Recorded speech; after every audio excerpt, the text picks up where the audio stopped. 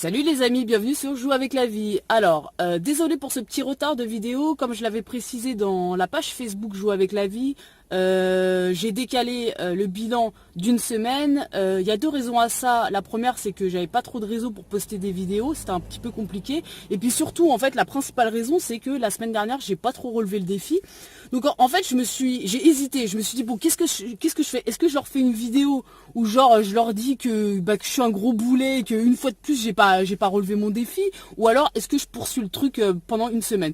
Puis finalement, je me suis dit bon, je vais poursuivre, ce défi, c'était en fait un de mes plus difficiles et je voulais vraiment le relever. Donc finalement, je me suis dit bon je vais continuer de le faire pendant une semaine et ça tombe très bien parce qu'en fait, oui, effectivement, la semaine dernière, je l'avais pas trop relevé finalement, enfin à mon sens.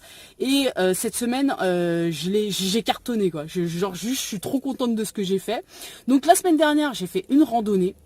C'était une genre de randonnée avec des bosses et il fallait monter et descendre. Mais en fait, ils ont eu la putain de mauvaise idée de mettre des marches, genre des marches en bois pour monter les collines. Et en fait, c'était super compliqué. Alors, je suis pas super sportive, donc je m'y connais pas trop au niveau du corps, au niveau de tout ça. Mais je sais pas en fait, quand tu montes en fait, oui, ok, c'est physique, c'est un petit peu compliqué, mais je sais pas, quand tu mets des marches qui sont super hautes pour porter ses cuisses, c'est super compliqué quoi. Donc en vrai, ça m'a un peu dégoûté. C'est surtout que le lendemain, j'avais des courbatures de bâtard pendant 4 jours. Le lendemain, on a fait une rando, j'ai passé mon tour direct, j'ai fait vas-y, c'est bon, ce défi m'a saoulé, je veux pas le relever et puis ça me gave. Et puis finalement, voilà, quand ça a commencé à aller mieux et tout, je me suis mis un peu dans le mood. Et faut dire aussi que là je suis en Tasmanie, que c'est l'automne en ce moment, qui fait très froid, et quand je suis arrivée j'avais super froid. Donc malgré les paysages magnifiques, parce que franchement je crois que c'est un des plus beaux pays que j'ai visité, là on est en mode road trip et juste c'est un voyage de ouf, c'est magnifique. Il y a la partie est qui est super belle avec les côtes et là on est parti un petit peu plus dans l'ouest qui est encore plus sauvage, il y a les couleurs d'automne et en même temps c'est une diversité au niveau de la faune et de la flore, c'est un truc de ouf. Donc du coup je me suis dit que ouais, je voulais vraiment relever le défi, et cette semaine j'ai fait plein de randonnées et en fait c'est super, il y a une vraie forme de satisfaction en fait quand on voit qu'on progresse à faire quelque chose. Là où je galérais au début, j'étais en mode dès que je faisais 3 pas, je devais lever 3 fois de trop mes cuisses, j'étais en mode KO, et même au niveau du souffle. Et là en vrai j'ai fait des randonnées cette semaine, donc j'ai tapé les 60 km, c'est bon. J'avais dit avec un ami que je devais faire un minimum 50 km, voilà, c'est bon, j'ai fait 60 km. Donc à ce niveau là j'ai rempli le contrat. Après je peux pas trop parler des dénivelés parce que oui, on est d'accord que faire une randonnée sur du plat ou en montée, c'est franchement pas pareil, mais ici ils ont un système, enfin ils te disent la randonnée soit elle est facile, moyenne ou difficile, mais ils te disent pas trop les dénivelés, je sais pas trop pourquoi. Moi ce que je peux vous dire, c'est que j'ai fait des pics à 1250 mètres d'altitude et que c'était très très dur. Donc il y a eu des randonnées qui étaient vachement en montée et qui étaient difficiles physiquement et pour le cardio, et il y en a d'autres, et c'est celle-là que j'ai kiffé, qui était un petit peu plus longue, genre elle faisait des 15-16 km, il y en a eu deux comme ça. Notamment une, c'était genre il y a la petite aventurière en moi qui s'est réveillée, qui était juste trop contente. Je sais pas, c'est des trucs, j'ai l'impression que j'étais à Disney la randonnée. En fait t'es dans une espèce de forêt sauvage, t'es complètement pris dans la verdure là. C'est tellement vert que t'as l'impression que c'est fluo, il y a des champignons partout, enfin je sais pas, il y a de la faune et de la flore que j'ai jamais vu nulle part, et tu passes des rivières, tu passes sur des cailloux, tu passes sous des arbres et tout, et en fait c'était pas tant pour le cardio que c'était difficile, mais c'était plus physiquement quoi, parce que vraiment faut faire attention à ses appuis, tu fais des mouvements un peu bizarres toutes les 2 secondes quoi, et ça glisse beaucoup parce que il fait vachement froid et il y a pas mal d'humidité, donc il y avait pas mal de boue. Enfin j'avais vraiment l'impression que j'étais à Disney, genre l'histoire des serpents, les araignées, les trucs dangereux en Australie. J'en ai rien à foutre, je suis à Disney, il peut rien m'arriver. J'étais en mode ouais, exploratrice, c'était trop de la bombe. J'ai kiffé faire de la randonnée cette semaine. J'en ai fait dans des décors qui étaient très différents les uns des autres, donc voilà, parfois c'était en mode, c'était hier par exemple, j'ai fait un pic donc à 1250 mètres d'altitude, et c'était il pleuvait, au bout on était dans les nuages sur des cailloux glissants, enfin c'était un truc de ouf, mais c'était trop bien en fait, et je sais pas, tu vois que tu progresses. Le pic, si je l'avais fait la semaine dernière, mais je serais morte, mais j'aurais abandonné le truc depuis longtemps quoi. Et là en fait j'étais en mode ouais putain, je suis allé jusqu'en haut et tout, malgré la pluie, enfin c'était trop cool quoi. quoi. Bref, voilà, comme vous l'avez compris, j'ai kiffé ce défi. Et ce qui est super, c'est que je suis encore en Tasmanie, donc c'est le paradis des randonneurs ici. Ça va continuer. Je sens qu'au niveau de mon souffle, de mon corps, enfin, je suis trop contente. Tout s'est amélioré et c'est très bien. Même le froid, c'est bon, je suis habituée, je suis prête à aller dans les pays du Nord. Enfin bon, bref, voilà. Donc ça, c'était pour un petit peu la randonnée. Maintenant, je vais parler des bien fait. En tout cas, les points positifs que j'ai relevés par rapport à tout ça. Donc, il y a une chose, c'est que moi, de base, je suis une grande marcheuse, mais en ville. Et effectivement, marcher en ville, quand c'est sur du béton, du plat, c'est pas pareil que de marcher quand t'es en pleine nature, dans des des conditions un peu sauvages entre guillemets, quoi. Parce qu'ici, c'est un peu sauvage, quoi. Donc, du coup, moi, il y a plusieurs éléments que je trouve intéressants. Donc, déjà, le premier, c'est pour la forme physique. Quand t'es pas sportif, et là, je veux parler pour la ville particulièrement, quand t'es pas sportif, le fait ne serait-ce que de marcher 20 minutes, une demi-heure par jour dans ta ville, mais putain, pour garder la forme et garder une espèce, de l'énergie comme ça, c'est super important. Alors, bien sûr, en randonnée, c'est beaucoup plus sportive, mais si déjà, t'es un peu comme moi à la base, le sport, ça te dégoûte un petit peu. Dégoûter, c'est peut-être un peu fort, mais genre que t'es pas très chaud quand il s'agit d'aller courir ou à la salle de sport, franchement, déjà marcher, c'est un super bon point. Donc ça, évidemment, la forme, logique, donc ça c'est le premier point.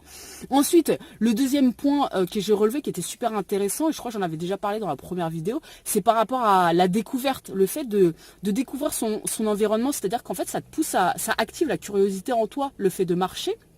Et donc, notamment, en nature, ça va. Il y a le côté, tu vas commencer à être curieux par rapport, je sais pas, aux arbres, aux champignons, aux oiseaux, etc. Tu as un côté, t'as le petit enfant curieux qui se réveille. Et ça c'est le côté un peu nature. Et je pense que pour beaucoup de personnes, ça peut activer ce côté-là. Alors moi, finalement, ça n'a pas été trop le cas, pardon.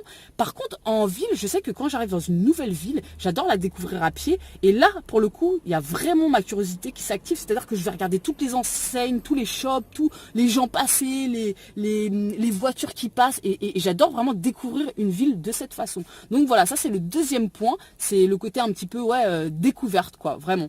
Ensuite, le troisième point, j'en ai déjà beaucoup parlé, c'était la reconnexion au corps par le mouvement, évidemment. Même le souffle, la reconnexion au sol quand tu marches.